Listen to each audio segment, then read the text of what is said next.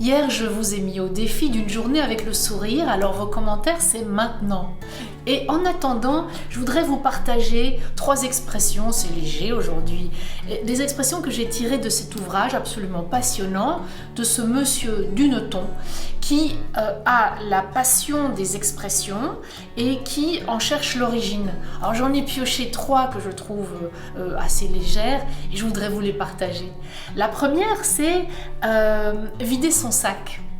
Alors, quand on dit aujourd'hui vider son sac, ça veut dire souvent qu'on a gros sur le cœur, gros sur la patate, comme on dit également, et qu'on a besoin d'exprimer les choses et que c'est souvent lié à un conflit, soit dans la vie privée, soit ça peut aussi être au boulot. Eh bien, vider son sac, en fait, ça avait un lien véritable avec le sac puisque ça remonte au temps où les avocats, quand ils venaient au tribunal pour plaider une cause, eh bien, ils étaient avec un sac, voire même une besace, qui n'était pas remplie de dossiers papier, mais qui était remplie de rouleaux. Qui étaient rouleaux avec des scellés ou avec des petits rubans autour pour les rendre plus officiels. Et lorsque les avocats étaient sur des affaires plus difficiles, ou que c'était des avocats qui avaient l'habitude de plaider avec beaucoup d'impact et beaucoup de panache, eh bien il était l'usage qu'ils jettent le contenu de leur sac au moment de commencer la plaidoirie, et cela faisait un certain fracas et un certain effet dans l'assemblée, et d'où l'expression « vider son sac ». Pour rester dans l'ambiance, je vous propose une deuxième expression, il y a de l'eau dans le gaz. Vous la connaissez évidemment cette expression, qui n'a pas déjà eu de l'eau dans le gaz avec quelqu'un.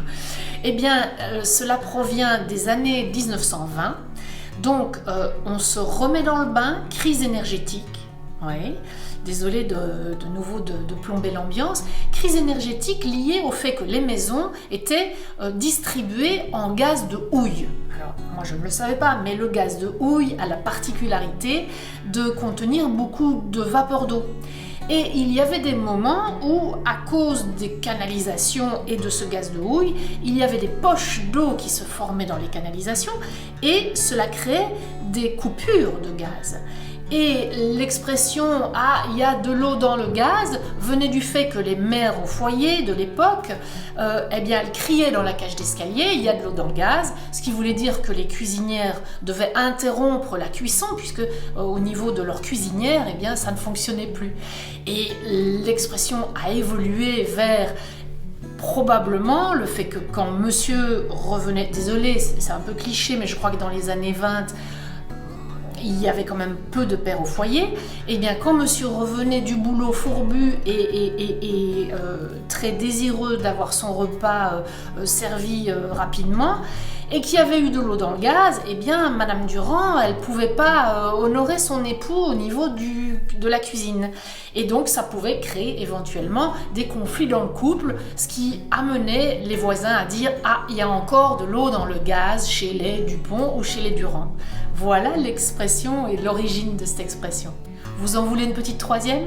Alors, quand on dit « reprendre du poil de la bête », eh bien, c'est tout à fait particulier parce que ça revient au temps des Romains où il y avait une croyance qui disait « si vous vous êtes fait mordre par un chien, prenez un poil du chien qui vous a mordu et posez-le sur la plaie pour guérir ».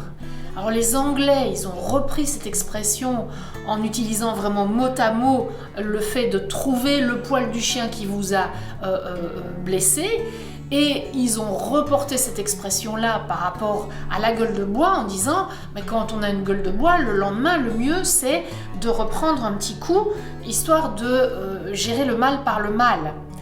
Et bien c'est de là que provient cette expression reprendre du poil de la bête. Donc comme vous le voyez, elle a quelque peu dévié au fil du temps. Et vous en connaissez des expressions? N'hésitez pas, je regarderai dans ma Bible ici si on en comprend l'origine. Je vous souhaite une belle fin de journée et je vous dis à demain. Ciao!